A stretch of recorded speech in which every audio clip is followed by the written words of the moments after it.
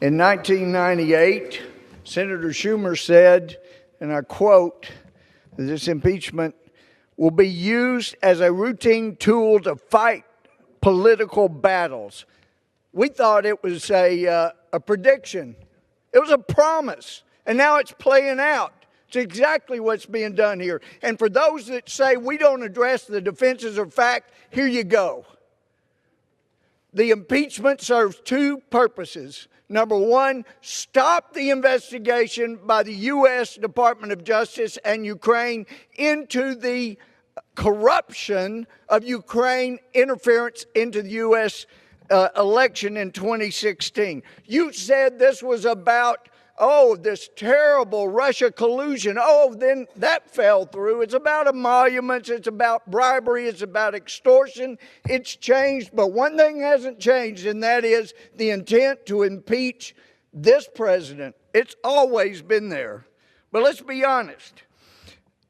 The president turning his back on Ukraine, that happened in 2009. Because in 2008, Ukraine invaded Georgia. What happened? Bush put sanctions on Russia to teach them a lesson. What happened after that? Well, in March of 2009, Hillary Clinton was sent over to Russia with a reset button to say, Bush overreacted. We're okay that you invaded Georgia. It was a green light to Russia to invade Ukraine. And what do? You send blankets and MREs they can eat and be warm while the Russians are killing them. That is what the Obama administration did. This is a travesty, and we're in big trouble because Schumer was right. Now it's lowered even farther, the bar. It will be used for political battles, and this country's end is now in sight. I hope I don't live to see it. This is an outrage. I yield back. Gentleman from New York. Mr. Speaker, I am deeply concerned that any member of the House would spout Russian propaganda on the floor of the House. I now yield 1 minute to the gentleman from New York, Mr. Higgins. The gentleman from New York is recognized for... The House will come to order. The gentleman from New York is recognized for 1 minute. Thank you. The House will come to order. The House will come to order. The gentleman from New York is recognized for 1 minute.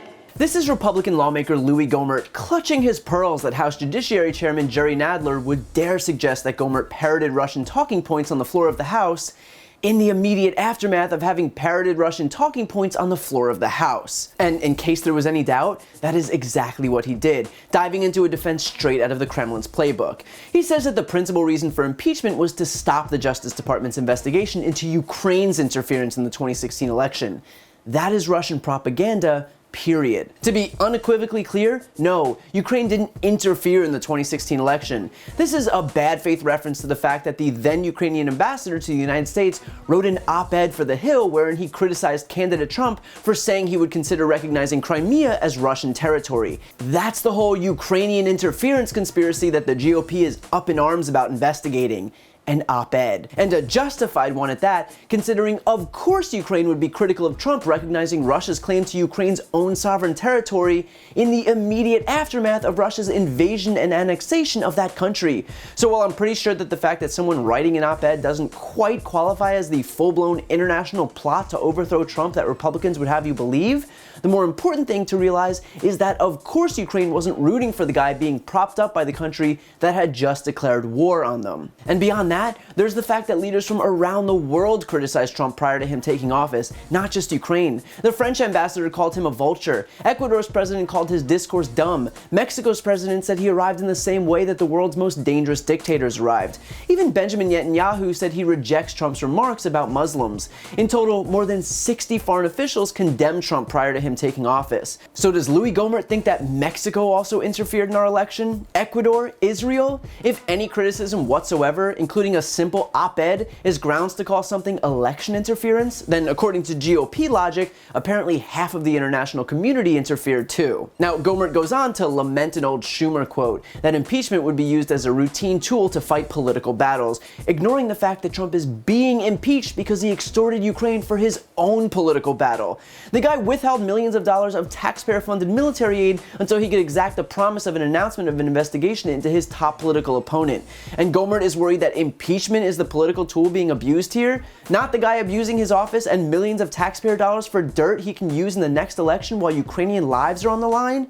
Give me a break. And of course, what would any Republican defense be without blaming Barack Obama and Hillary Clinton? Here, at the final debate for Trump's articles of impeachment, Louie Gohmert is condemning the last president, who hasn't been in office for 3 years, for not giving enough aid to Ukraine, while Trump is being impeached for withholding taxpayer-funded military assistance to extort Ukraine. I mean, you can't make this up. Gohmert is simultaneously trashing a Democratic president who he claims didn't do enough to protect Ukraine from Russia, while defending a president who purposefully withheld military aid as a bribe until he could get some dirt to use in 2020. The Republican Party's lack of self-awareness would be amusing if it wasn't so frightening. So Louie Gohmert can continue to throw temper tantrums on the floor of the House. He can continue clutching his pearls that he's being rightfully called out for parroting Russian propaganda, but no amount of loud yelling or diversionary tactics are going to change the fact that Trump was caught committing impeachable offenses and he's finally being held to account for it.